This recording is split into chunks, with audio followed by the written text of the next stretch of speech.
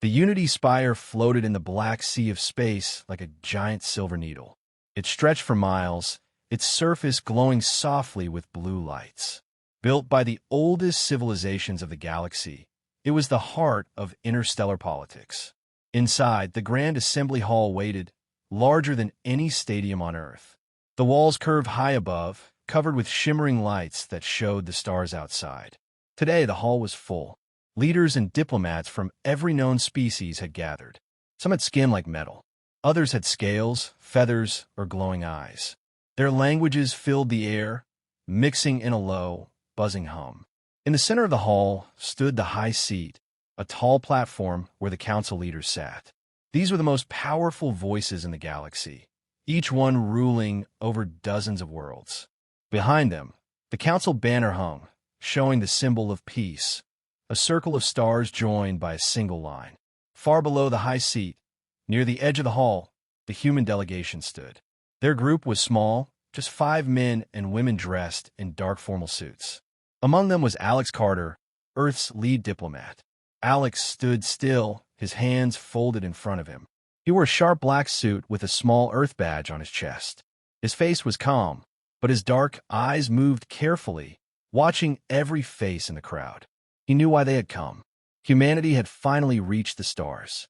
They had built ships, crossed systems, and made contact with other species. But in the eyes of many, Earth was still young, still learning. Some saw humans as nothing more than clever animals who had gotten lucky. Now, Earth was asking for something bold, full membership in the Galactic Council. If granted, it would give humanity a seat among the most powerful races in the galaxy. It would open the gates to trade, protection, and influence beyond anything Earth had ever known. But this was not going to be easy. As Alex looked around the hall, he saw the doubt on many faces.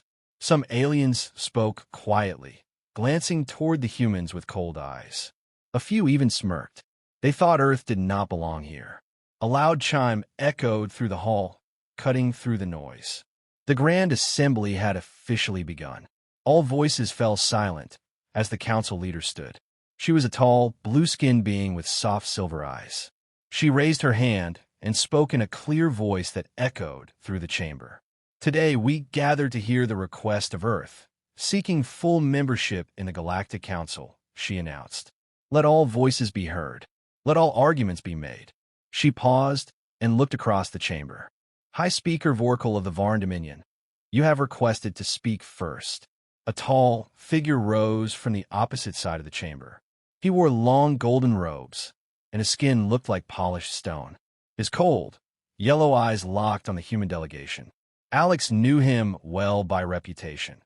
High Speaker Vorkal, leader of the Varn Dominion, one of the most powerful and feared members of the council. Vorkal stepped forward slowly, his face unreadable. Alex took a slow breath. He knew this was only the beginning, but already the pressure felt heavy.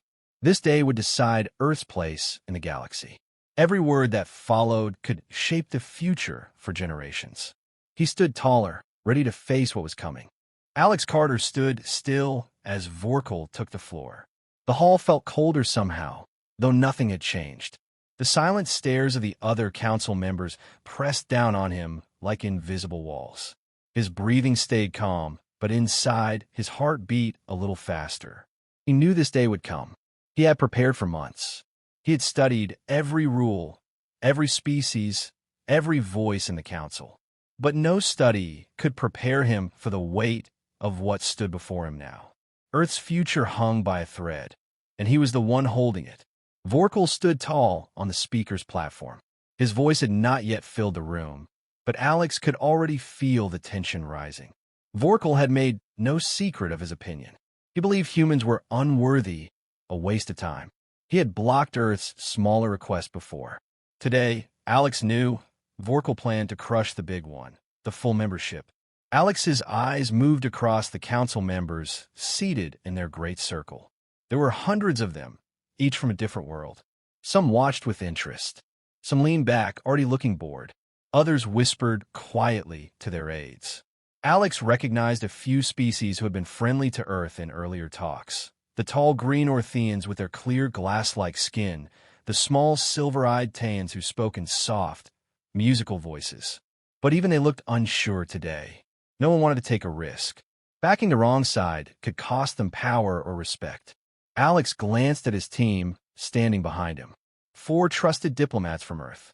They stood still, showing no fear, but he knew they felt the pressure too. Behind them, on a small raised platform, floated a live broadcast drone. Earth's people were watching. The entire planet was holding its breath. He thought of home. He pictured the blue oceans, the crowded cities, the farmlands, the families gathered around screens, waiting to hear what would happen. They had sent him here to speak for all of them. Not as a soldier, not as a scientist, but as a voice strong enough to carry Earth's pride into the stars. Alex had worked his whole life for this moment. He had spent years learning how to speak for his people. He had met with alien leaders, walked through cultures stranger than anything found on Earth, and sat at more council tables than he could count. Yet standing here now, he knew this was different. This was bigger than anything before. He tightened his hands in a fist for just a second, then relaxed them. He reminded himself of one simple truth. No one could take his voice away. No insult, no power, no fear could silence him unless he allowed it. The thought gave him strength. The council leader's voice rang out again. "High Speaker Vorkal," she repeated. "You may now speak." Vorkal nodded slowly. He stepped forward and placed his hands on the stone railing before him. His golden robe shimmered under the lights. The room fell into deep silence as he opened his mouth to speak. Alex knew what was coming. The real fight was about to begin. He stood taller, eyes steady, preparing to face whatever Vorkal would say. Vorkal stood tall at the edge of the council's speaking platform. His stone-like skin shimmered slightly under the soft lights of the chamber. The air felt heavier as all eyes turned to him. Even the smallest whisper stopped. The tension stretched like a thin wire ready to snap. He leaned forward, placing both hands on the cold stone railing. His yellow eyes scanned the room, pausing briefly on the human delegation. His lips curled into the faintest smile, not a kind one, but the smile of someone who already believed they had won. Vorkal spoke slowly, his deep voice filling the entire hall. "Brothers and sisters of the council," he began, spreading his arms wide, "we gather today to hear Earth's request again." The word again hung in the air, sharp and cold. A few soft chuckles rose from the far corners of the chamber. Alex stayed still, his face unreadable. He had expected this. Vorkal continued, his voice rich with mockery. "Humans," he said, turning his eyes fully toward Alex and his team. "You climb high, faster than your weak legs were built for. You come here asking for a place among the greatest powers of the stars. You dress in fine suits, you learn to speak our languages, and you carry the flag of a tiny world that once believed it was alone in the universe." More murmurs filled the chamber. Vorkal's words were biting, but they carried a strange rhythm. He was a skilled speaker, and he knew how to hold attention. "But let us speak plainly," Vorkal pressed on, stepping closer to the edge of the platform. "You are a species of children. You have barely touched the edge of your own system. Your science is simple. Your armies are small. Your ships are slow. You build your future on greed and war, even among your own kind." Alex heard the words. They cut deep, not because they were fully true, but because they carried just enough truth to sting. He clenched his hands behind his back, but showed nothing on his face. Vorkal raised his voice now, his words sharp and clear. "You speak of membership. You speak of standing as equals. But what have you brought us? What great wisdom? What great power? You stand here empty-handed, asking to sit beside those who have ruled the stars for thousands of years." The room was heavy with silence again. Vorkal let his words settle like dust on a dead planet. He took a long breath before delivering his final blow. "Humans," he said, his voice dropping lower, sharper, crueler, "you're nothing more than clever apes dressed in stolen cloth, walking on stolen paths. You're not ready for this seat. You do not belong here. You should crawl back to your little blue world before you embarrass yourselves further." A wave of quiet laughter rolled through the chamber, soft but clear. Not all laughed, but enough to make the insult burn even deeper. Alex could feel the weight of every eye turning toward him now, waiting, watching. He stood still, locking his jaw, feeling the heat rise in his chest. But he did not move. He did not speak. He let the silence stretch a moment longer. Vorkal stepped back slowly, his speech finished. He looked satisfied, as if nothing more needed to be said. He folded his arms, turning slightly to the side, expecting no worthy reply. Alex knew this was the moment the galaxy had been waiting for. Not Vorkal's speech, but his response. Earth's pride now stood on his shoulders, heavier than ever. Without rushing, Alex took one slow step forward. He let out a quiet breath. The hall waited in silence. Alex Carter was ready to speak. Alex Carter stood still for a moment longer. The air in the grand assembly hall felt thick, as if the walls themselves were holding their breath. Every eye was fixed on him. Every voice had fallen silent. Even the broadcast drone floating above seemed to hum a little quieter, as if the machine itself knew this was a turning point. Alex slowly unclasped his hands behind his back. He stepped forward, standing at the very edge of Earth's small platform. He placed both hands on the smooth railing in front of him, feeling its cold surface ground him in the moment. He looked up toward the high seat, then around the chamber. His eyes moved from face to face, some curious, some cold, some already certain of his failure. Vorkal had painted his picture well. Humans as weak, foolish, and out of place. But Alex knew the truth was far more than Vorkal's words. He cleared his throat softly, then spoke. His voice was calm, steady, and clear. Members of the council, he began, his tone polite but strong. I thank you for this moment to speak. His words carried smoothly across the chamber. There was no anger in his voice, no rush, no sign of fear. He spoke as if Vorkal's insults had rolled off him like water on glass. He paused, making sure the room was listening. It is true, Alex continued, that we are a young species. It is true that we have made mistakes, many of them. We do not hide from this. We know what we are, and we know where we came from. He let the words hang for just a breath before moving on. But we also know what we have overcome. His voice grew just a little stronger. We are a species born from struggle. We fought to stand on 2 feet. We learned to build fire.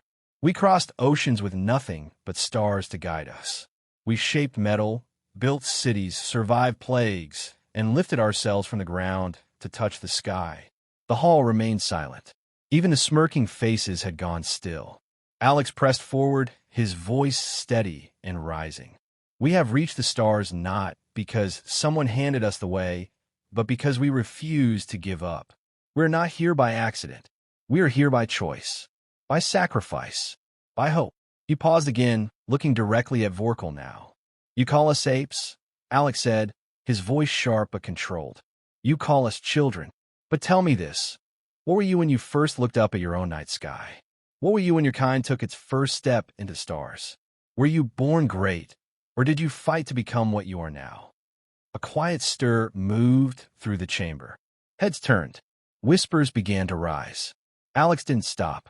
You say we bring nothing to this council, but we bring something greater than technology.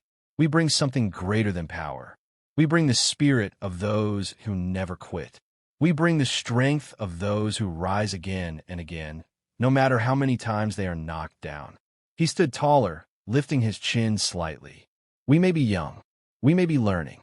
But make no mistake, we do not stand here as beggars. We stand here as equals. We come to build, to share, to stand beside you, not beneath you. He took a final slow breath. And if you believe we are unworthy, if you believe we have nothing to offer, then we will return to our little blue world with pride in our hearts, knowing we asked for nothing that was not earned. Alex let the silence fill the chamber once more. He placed his hands calmly at his sides and stood tall, his face unreadable, his voice finished. The hall remained frozen. No laughter came this time. No whispers. Not even Vorkal moved. Alex had spoken not with anger, but with truth. And the truth had landed like a heavy stone in the center of the chamber. He had said all that needed to be said. The chamber stayed quiet long after Alex Carter's final words echoed off the tall walls. It was the kind of silence that felt heavy, like a storm hanging in the air before the first drop of rain. Alex stood calmly, but inside his heart was still beating hard. He knew the council wasn't just thinking about his words, they were feeling them. The weight of truth had settled over every seat, and no one seemed eager to break that silence. For a brief moment, Alex let himself glance toward his team. Behind him, they stood perfectly still, their faces tight with emotion. Alex saw it in their eyes, the same pride he carried in his heart. He had done what he came here to do. He had stood his ground, not for himself, but for every person back on Earth who believed humanity could be more than what the galaxy thought of him. He shifted his gaze back to Vorkal. The High Speaker remained frozen on the other side of the hall. His arms were crossed, but his jaw was tight. His yellow eyes had lost their mocking shine. He wasn't smiling anymore. Vorkal leaned forward slightly, opening his mouth as if to speak. But nothing came. He closed his lips again and slowly leaned back. His silence was louder than any insult he could have spoken. The council leader, seated high above them all, stood again. Her silver eyes swept over the chamber. She raised one graceful hand, signaling the official end of the speaking time. "The words of Earth have been heard," she said firmly. Still, no one else moved. No one dared to follow what had just happened. It was clear Alex's speech had shaken the room in a way no one expected. The council leader nodded slowly, choosing her next words with care. "The decision to accept or deny Earth's full membership," she announced, "will now move to the final vote. Representatives will cast their choices in private, as the laws of the council demand. The results will be shared at tomorrow's session." Alex let out a slow breath. It wasn't over, but his part was done. Earth had been heard, loud and clear. The council leader lowered her hand again. "You are dismissed." The room began to move. Leaders and diplomats stood from their seats. Quiet conversation started to buzz again, but this time, the sound was different. It was tense, curious. No one dared to laugh now. No one dared to make another joke. Alex turned away from the railing. He faced his team. "It's done," he whispered. One of his aides, Sarah Park, nodded with pride. "You spoke for all of us," she said softly. "You said what we needed to say." Alex gave a small, tired smile. He felt the tension finally start to leave his body. The fight was not fully over, but he had carried humanity this far without backing down. As they turned to leave the chamber, Alex allowed himself one final glance over his shoulder. Vorkal still stood on the platform, watching, but now he looked more thoughtful than proud. Alex didn't give him another look. He didn't need to. The words had already done their work. They had cut deeper than any blade. Alex Carter walked with steady steps as he left the chamber. Behind him, his team followed in silence. None of them spoke as they moved through the long, glass-covered halls of Unity Spire. The stars outside looked close enough to touch. Ships moved slowly in the distance, glowing like drifting lanterns in the dark. Alex's mind replayed every word he had spoken. He knew there was no taking them back. He had laid everything on the table, not just for himself, but for Earth. Now, the decision was out of his hands. The council would vote in private, far from human ears. He would not be there to hear their final talks or see the raised hands that would decide Earth's future. But somehow, Alex felt at peace.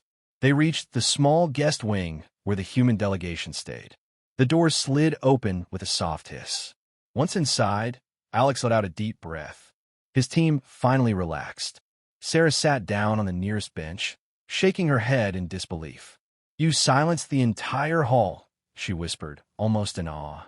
"I've never seen anything like it." Alex nodded. "It had to be done," he replied simply. "We couldn't let them speak for us. We had to speak for ourselves." Another team member, David, spoke up. "Do you think it was enough?" Alex paused before answering. He walked to the large window overlooking the distant stars. He pressed one hand against the glass. "I don't know," he admitted softly, "but I don't think it matters anymore. We didn't come here to beg. We came to stand. And we did." His team fell quiet again. They knew he was right. Later that evening, the council's decision was still not known. The hours felt long, each one filled with silent waiting. No messages came. No updates were given. The council had locked itself in private chambers, leaving the rest of the station in suspense. As night cycles passed, Alex took time to walk the halls alone. He passed groups of other species speaking in low voices. Some glanced at him as he walked by. A few nodded with quiet respect. It wasn't much, but Alex noticed it. The air had changed. The next morning, the human team gathered again in the chamber. The council stood ready to announce the results. The air was thick with tension. Every species seemed to lean forward just a little more than usual. Even Vorkal was present, standing tall, but no longer smiling. The council leader stepped forward to speak. Her voice carried like before, smooth and strong. "The council has spoken," she began. "The votes have been counted. The decision has been made." Alex felt his heart beat faster, but he kept his face calm. The leader paused, then continued. "By majority vote, Earth is accepted as a full member of the Galactic Council." A wave of noise filled the chamber. Some spoke in surprise. Others nodded. A few clapped softly in their own strange ways, clicking claws, humming sounds, or gentle flashes of light from their bodies. Alex stood still, letting the moment settle in. He heard Sarah whisper behind him, "We did it. We actually did it." Alex allowed himself a small, quiet smile. But as he looked across the chamber, his eyes found Vorkal once more. The High Speaker said nothing.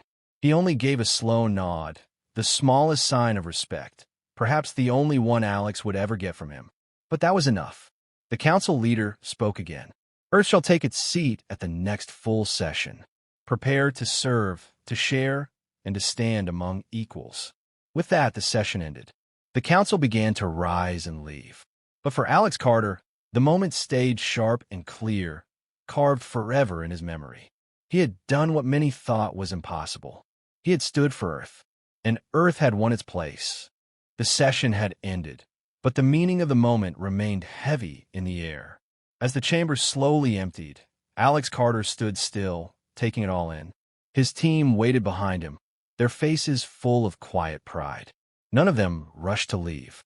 This moment belonged to them, and they wanted to feel every second of it. Alex turned his head slightly, looking again toward the place where Vorkal had stood. But the High Speaker was gone now, already walking among his own people. Alex didn't care. Vorkal's silence had spoken louder than any protest. The battle of words was over, and the victory was clear.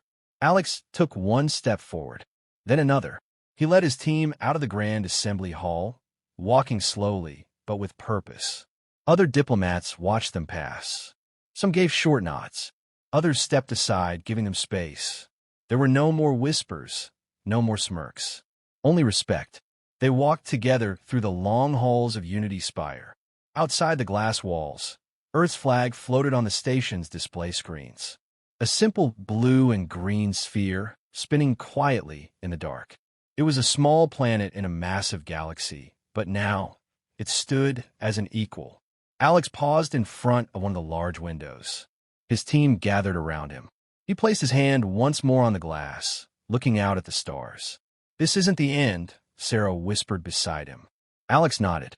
"No," he replied softly. "This is just the beginning." He turned to face his team, his voice steady. "We've opened the door for our people. Now it's up to all of us to walk through it. With wisdom, with strength, with pride." The team nodded in agreement. Alex knew Earth still had much to learn.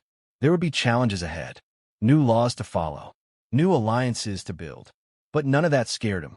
Humanity had proven something far greater today. They belonged here, and no one could take that away. He took one final look at the stars, then turned toward the exit. The weight on his shoulders was gone now. In its place, he carried something far better, pride, not just for himself, but for every human watching back home. Alex Carter walked forward, leading his team down the long hall. And Earth, for the first time in its history, had taken its place among the stars.